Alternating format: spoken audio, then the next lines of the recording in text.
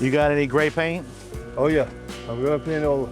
So one of the calls that we often get during a freeze, right after a freeze, is the outdoor tankless was an issue. This unit here does not have an internal pump, which allows it, which we call freeze protection. The freeze protection, what it does is when it starts to freeze, it actually circulates hot water inside of it to protect it, the inside components. The new unit that we're installing does have that protection. If you lose power and you're not able to keep that igniter going, that's when you'll have to kind of take some more proactive steps to protect your water heater.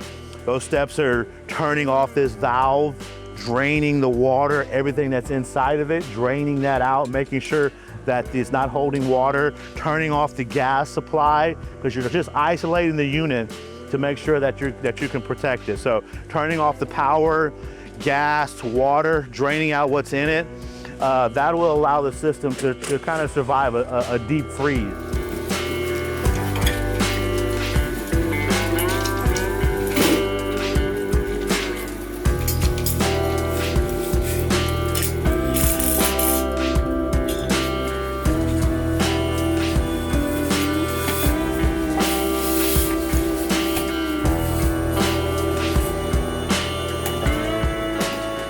Yeah, so this Navien's going up right now. Man, it's looking good. Roman, one of our top installers here. You know, this industry is always so fun. He's got a kid coming in a couple of months, so while he's out here, doing what he does, he's thinking about his wife at home, thinking about his babies, and that's one thing that gets us through the day. So yeah, that tool, you can hear the noise there right there. What it's doing is it's crimping the fitting onto the pipe, and that thing will never come off. It'll be on there. It is tight.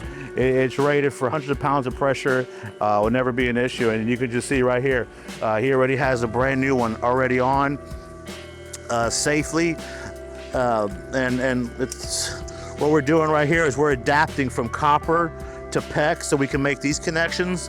So that's what this fitting right here is a copper by PEX coupling.